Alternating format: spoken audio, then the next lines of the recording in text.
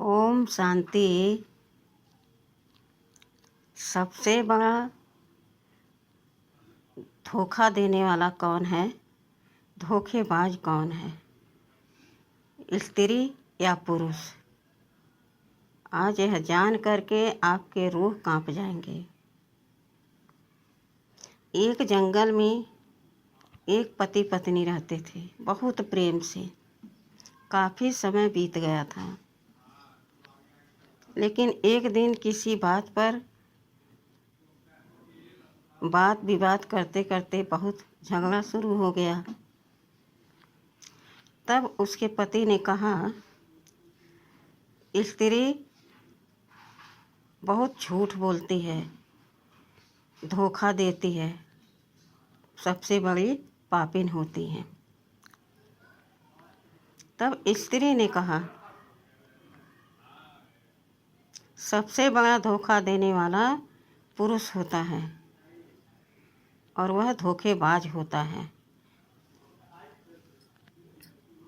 इस बात को साबित करने के लिए दोनों भोले बाबा के पास कैलाश पर्वत पर गए और गुहार लगाए, हे भोले बाबा, मेरी समस्या का समाधान करो। भोले जी ने कहा, सुनाओ, तुम दोनों की क्या समस्या है? तब उसके पति ने कहा कि देखिए भोले बाबा, इस दुनिया में सबसे पापी और धोखा देने वाली स्त्री होती है, और इस बात को देवताओं ने भी कहा है कि स्त्री के त्रिया चरित्र को हम लोग भी नहीं समझ पाते हैं। इस बात को सुन के भोले बाबा ने कहा, यह बात तुम कैसे कह सकते हो कि स्त्री पापिन होती है, धोखा देने वाली होती है?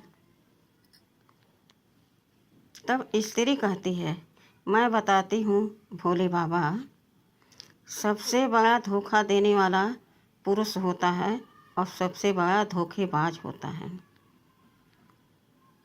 तो भोले बाबा कहते हैं, तुम इस बात को कैसे साबित कर सकती हो, बताओ। तब उसकी पत्नी कहती है कि देखिए भोले बाबा, एक राज में एक राजा राज करते थे। उनके 5 बेटे थे। हर एक बेटा उनका बलशाली, बुद्धिमान था, लेकिन जो सबसे बड़ा बेटा चंद्रसेन था, वह बहुत ही सुंदर और बुद्धिमान, बलवान, सब उसके पास गुण थे। उसकी पत्नी चंद्रप्रभा भी बहुत सुंदर, बहुत रूपवान। वह अपनी सुंदरता के सामने किसी और स्त्री को सुंदर समझती ही नहीं। एक दिन किसी गलत काम के करने से अग्रसेन ने अपने बेटे चंद्रसेन को घर से निकल जाने का आदेश दे दिया। अब अग्रसेन के आदेश का पालन करते हुए चंद्रसेन घर में आता है। उदास मन से कहता है कि मैं इस घर को छोड़ करके जा रहा हूँ। पत्नी को सारी बात बता दी। यह बात सुन करके पत्नी मूर्छित हो जाती है। दासियाँ उसके ऊपर फूलों से जल छिड़क रही हैं। जब वह होश में आई तो बोली, हे प्राणनाथ, आप जंगल में जा रहे हो और हम इस घर में रहेंगे। यह घर हमें जंगल से ज़्यादा डरावने और दर्द महसूस कराएंगे, इसलिए मैं आपके साथ चलूँगी। उसके आँखों में आंसू देख करके चंद्रसेन कहता है, तुम उदास न हो, तुम मेरे साथ चलना। वह दोनों भोर में निकल जाते हैं। चलते चलते काफ़ी दूर चलते हैं। प्यास लग जाती है, थकान हो जाती है, भूख लग जाती है, लेकिन रास्ते में तो कुछ भूख मिटाने के लिए नहीं है, पीने के लिए पानी नहीं है। एक बरगद के नीचे वो दोनों लेट जाते हैं और ठंडी हवा के कारण सो जाते हैं। इसी बीच में एक सर्प आता है और चंद्रप्रभा को काट लेता है। कुछ देर बाद जब चंद्रसेन उठता है तो देखता है कि मेरी पत्नी तो जीवित ही नहीं है। हिलाया डुलाया, फिर ज़ोर ज़ोर से रोने लगा और कहने लगा, जब मेरी जीवन संगिनी मेरे साथ नहीं है तो मैं जी करके क्या करूँगा। वह जंगल में लकड़ियाँ काटने चला गया। थोड़ी बहुत लकड़ियाँ ले आया और सोचा कि इसी पर हम दोनों जल करके समाप्त हो जाएंगे। तभी एक देवदूत आए और वहाँ खड़े होकर के इंतज़ार कर रहे थे चंद्रसेन का, और पत्नी को उनको देख रहे थे कैसे अचेत पड़ी है। जैसे चंद्रसेन आया तो बोला, भाई क्या हुआ है तुम्हारी पत्नी को, तुम लकड़ियाँ काटने क्यों गए थे। तो चंद्रसेन कहते हैं, क्या बताऊं, मेरी पत्नी है ये।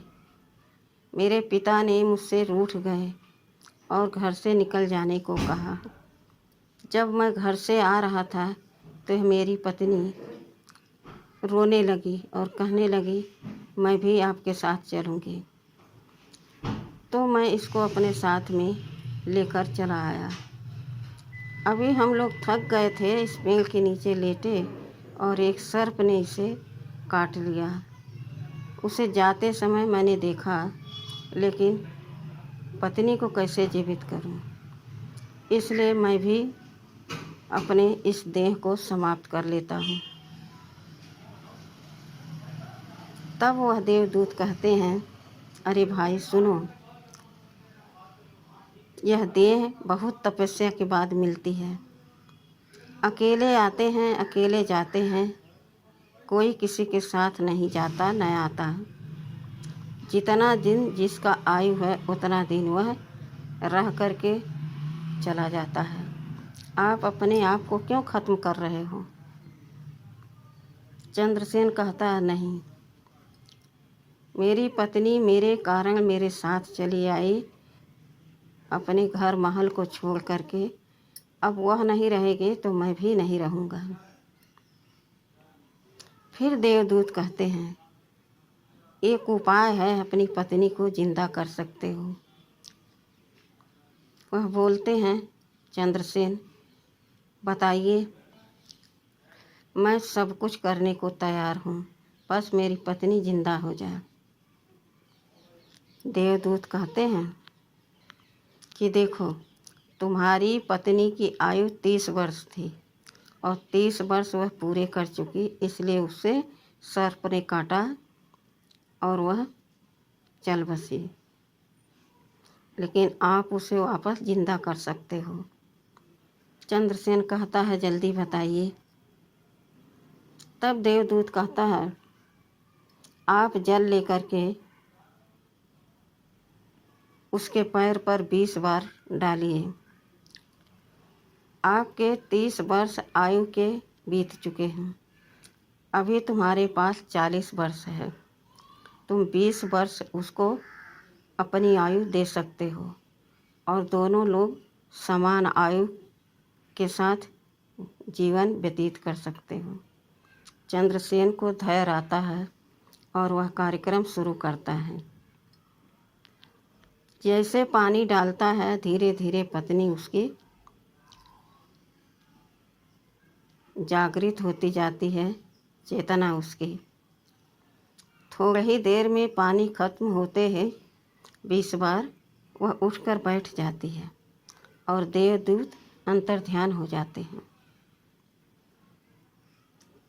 तब वह पति को देखती है, कहती है, कितना देर हो गया, हम सो गए थे, आपने जगाया नहीं। तो चंद्रसेन कहते हैं, तुम सो रही थी इसलिए मैं तुम्हें देख रहा था कि तुम्हारी नींद न खराब हो। देवदूत ने कहा था कि यह बात गुप्त रखना, जब तुम्हें ज़रूरत लगे तब तुम अपनी इस बात को वापस ले सकते हो और जब तक चाहो उसको दे सकते हो। कभी कभी कोई कोई बात गुप्त रखनी चाहिए जो समय पर हमारे काम आती है। चंद्रसेन ने ऐसा ही किया। अब आगे बढ़ता गया, फिर प्यास सताने लगी। खाने को तो कुछ है नहीं। सामने दिखा एक कुटिया। वहाँ चंद्रसेन जाते हैं और पीछे से उनकी पत्नी। उस कुटिया में एक नवयुवक फकीर रहता है, जिसे देखकर चंद्रसेन कहते हैं, थोड़ा पानी मिलेगा। वह फकीर कहता है, यह डोर है, लोटा है, वो बगल में कुआं है, पानी भर को पी लो। तब चंद्रसेन कहता है अपनी पत्नी से, तुम भी पियोगी? तो बोली नहीं। चंद्रसेन की पत्नी जैसे वहाँ पहुँची और नज़र उस नवयुवक फकीर पर पड़ी तो उसकी दृष्टि उस पर टिकी रह गई। यह चंद्रसेन देखता रहा, लेकिन उसको प्यास लगी थी, पानी पीने चला गया। तब वह कहती है चंद्रप्रभा कि आप यहाँ बहुत खुश रहते हैं। तब वह नवयुवक फकीर कहता है, आप भी यहाँ बहुत खुश रह सकती हैं, लेकिन तुम्हारे साथ में पति हैं तो तुम कैसे रह सकती हो? तो कहती है चंद्रप्रभा कि मैं यहीं रहना चाहती हूँ और पति को कुछ आप कर दीजिए। तब वह नवयुवक फकीर कहता है, अच्छा ठीक है, अभी जब आते हैं तो तुम कहना कि मुझे प्यास लगी है। और जैसे आई चंद्रसेन पास में आए तो उनकी पत्नी कहती है कि मुझे बहुत प्यास लगी है। तब चंद्रसेन कहते हैं, अभी तो तुमसे पूछा तो तुमने इनकार कर दिया, मुझे प्यास नहीं है। अभी तुम्हें प्यास लग गई, चलो अच्छा प्यास लग ही गई है तो मैं जल लेकर के आता हूँ। पत्नी कहती, नहीं मैं भी चलूँगी। वह कहते हैं, नहीं तुम वहीं बैठी रहो, लेकिन पत्नी नहीं मानती, पीछे पीछे चली जाती है। जैसे वह डोर कुएं में डालता है, पीछे से पत्नी धक्का दे देती है, क्योंकि नवफकीर सिखा दिया था कि तुम उसको धक्का दे देना, कुएं में गिर जाएगा, जो होगा हम देख लेंगे। और पत्नी चली आई। अब नवयुवक फकीर चंद्रसेन की पत्नी को लेकर के एक नगर की तरफ चला गया। अब वहाँ जा कर के वो अपना एक झोपड़ी बना लिया। चंद्रप्रभा को तरह तरह से वह संगीत सिखाने लगा, नृत्य सिखाने लगा और फिर उनको प्रयोग में लाने लगा। हर जगह जाके एक प्रोग्राम रखता, खूब पैसा कमाने लगा। चंद्रप्रभा जैसे अप्सरा ऐसे तैयार होकर नृत्य करती और अनेक अनेक सुरीली आवाज़ों में गीत गाती, सबका मनोरंजन करती। इधर उस कुएं में चंद्रसेन पड़ा है। कुछ समय बाद वहाँ बंजारों का काफिला आता है। सब प्यासे हैं, उस कुएं के पास तब जाते हैं। जब एक बंजारा कुएं में डोर डालता है तो वह चंद्रसेन उस डोर को एक हाथ से पकड़ लेता है और दूसरे हाथ से पहले से उस कुएं में एक जंजीर थी जो उसके पकड़ करके बेचारा कुएं में पड़ा था। आवाज़ देता तो बाहर आवाज़ आती नहीं। जब चंद्रसेन उस डोर को पकड़ लिया तो बंजारे ने देखा, अरे इसमें तो कोई गिर गया है।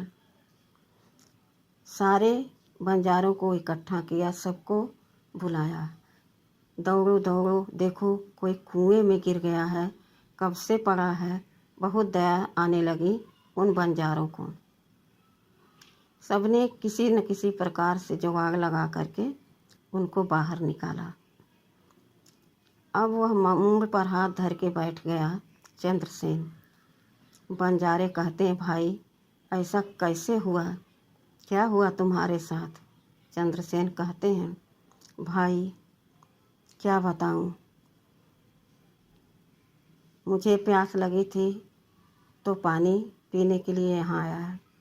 जब मैं यहाँ से पानी पी करके गया एक जगह जहाँ एक नवयुवक फकीर अपनी कुटिया में रहते थे, वहाँ पर हम अपनी पत्नी को बिठा करके आए थे। लेकिन जब वहाँ पहुँचा तो उन्होंने कहा, मुझे भी प्यास लगी है। और जब पानी लेने के लिए हम आ रहे थे, पीछे से वो भी आ गई मेरे मना करने के बावजूद। उन्होंने मुझे धक्का दे दिया। अब नहीं पता कि पत्नी कहाँ गई और वह नवयुवक फकीर कहाँ गया। बंजारे कहने लगे, भाई भगवान पर भरोसा रखो, सब ठीक कर देंगे।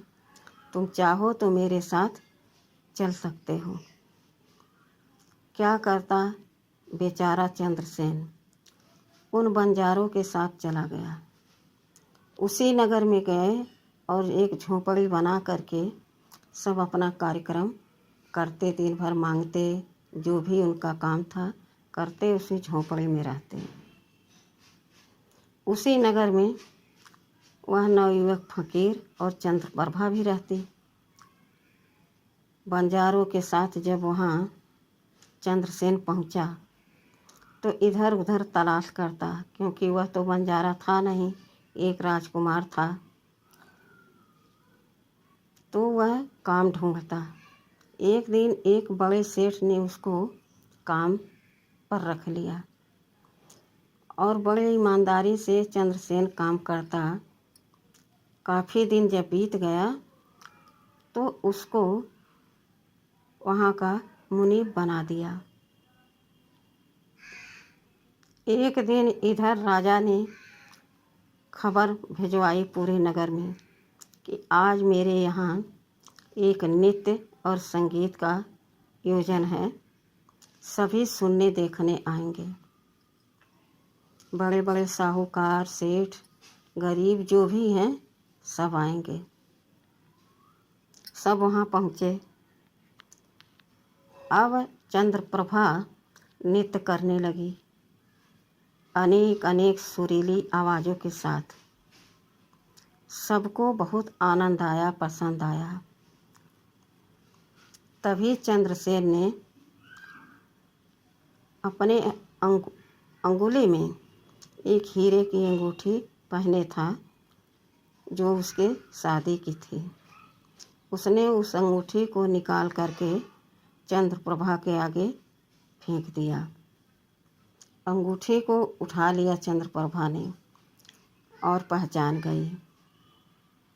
तुरंत उसने एक योजना बनाई कि अब मैं सबसे अच्छी सुरीली एक संगीत के साथ नृत्य करूंगी, और जब राजा कहेंगे कि तुम्हें बोलो क्या पसंद है, तब हम उन्हें बताएंगे।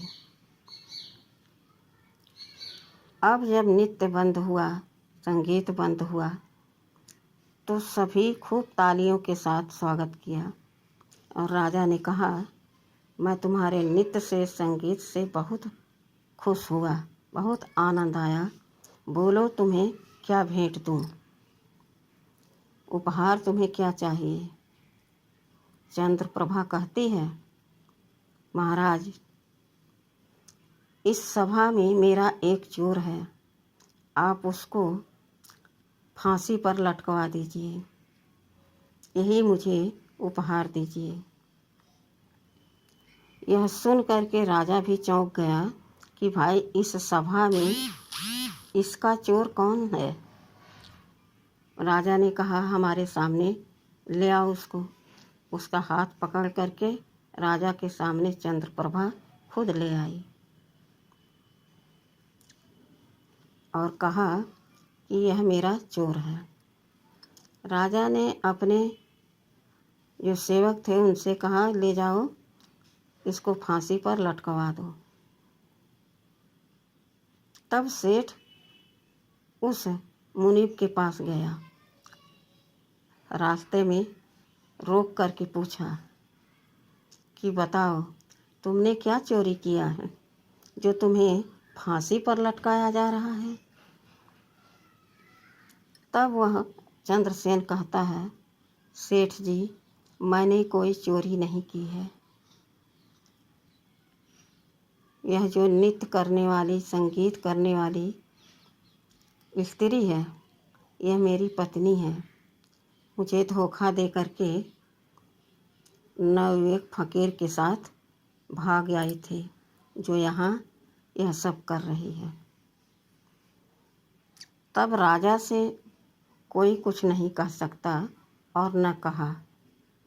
सारे नगर के बड़े बड़े सेठ, साहूकार, गरीब भी उसमें शामिल हो गए और एक प्रोग्राम रखा कि राजा अगर न्याय करते हैं तो ठीक है और नहीं करते हैं तो हम इस नगर को छोड़ करके सब चले जाएंगे, कोई नहीं यहाँ रहेगा। यह बात जब राजा को पता चली तब राजा ने कहा कि उसको बुलाओ, चोर को। जब वह सामने आया तो बोला, राजा साहब, मेरी 2 शर्त है।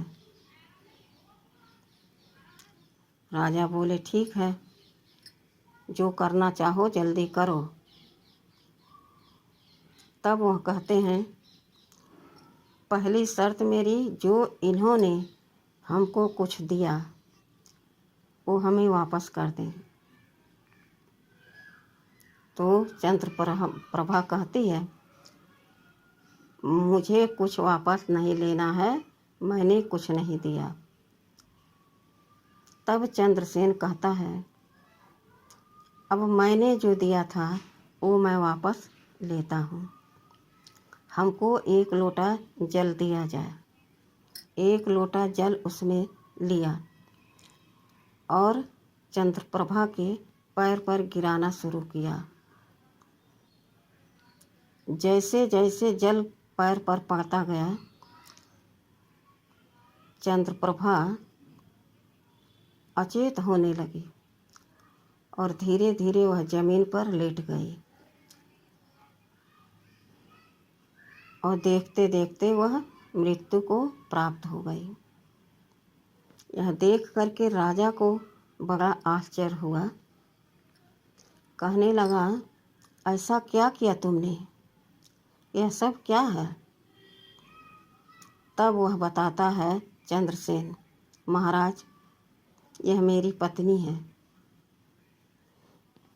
मैं अग्रसेन नाम के एक राजा का बेटा राजकुमार हूँ और यह मेरी पत्नी। किसी कारण से मेरे पिताजी मुझसे रुष्ट हो गए और हमें घर से निकलने का आदेश दे दिए। जब मैं निकल रहा था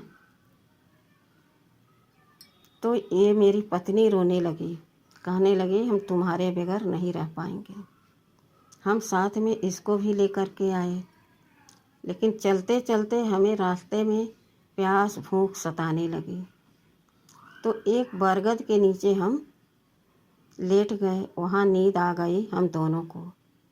लेकिन थोड़ी देर बाद हम जब जगे तो देख रहे हैं कि मेरी पत्नी मृत्यु को प्राप्त हो गई है और उसके पास से एक सर्प जा रहा है। इससे मुझे विश्वास हो गया कि सर्प ने मेरी पत्नी को काट लिया। तो मैंने निर्णय लिया कि उसके साथ मैं भी मर जाऊंगा, इसलिए मैं लकड़ियाँ जुटाने लगा। तभी एक देवदूत आए और कहने लगे, यह क्या कर रहे हो? उन्होंने हमें युक्ति बताई कि तुम ऐसा करो, तुम्हारी पत्नी जीवित हो जाएगी। तुम अपनी आयु का आधा हिस्सा उसको दे दो और साथ में दोनों रहो, लेकिन यह गुप्त रहस्य किसी को बताना नहीं। समय पर काम आता है। जब ज़रूरत हो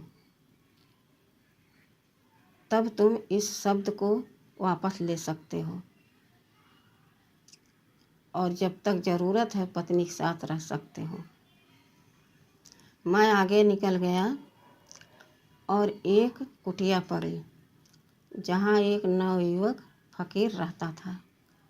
मुझे प्यास लगी थी, पानी मांगा तो उन्होंने कहा कि डोर लोटा ले लो, बगल में कुआं है, पानी लेके पी लो। मैं पानी लेके गया। मेरी पत्नी उस नवयुवक फकीर पर मोहित हो गई और फिर दोबारा जब हम आए तो बोली कि मुझे प्यास लगी है। मैंने कहा ठीक है।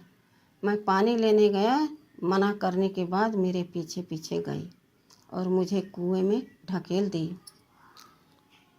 मुझे बंजारों ने निकाला और अपने साथ इस नगर में ले आए। जब आज यहाँ देख रहा हूँ कि मेरी पत्नी नृत्य कर रही, संगीत कर रही, तो मैंने हीरे की अंगूठी उसको दी कि वह मुझे पहचान जाए, मेरे साथ आ जाए।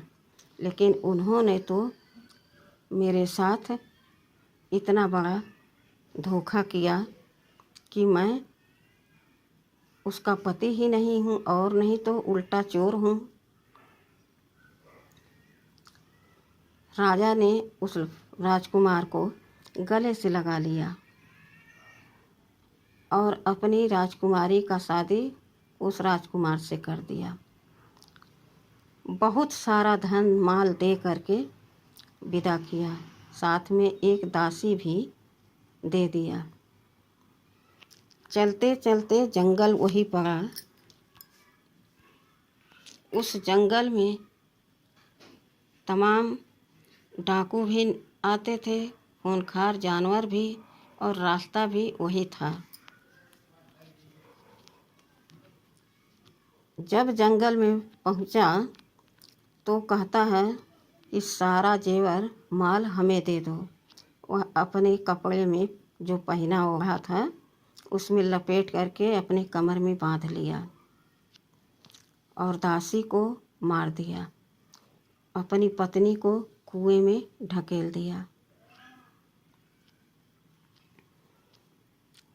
जब कुछ समय बाद वहाँ राहगीरों ने आए और पानी लेने के लिए गए तो देखा उसमें एक युवती जिंदा है, पड़ी है।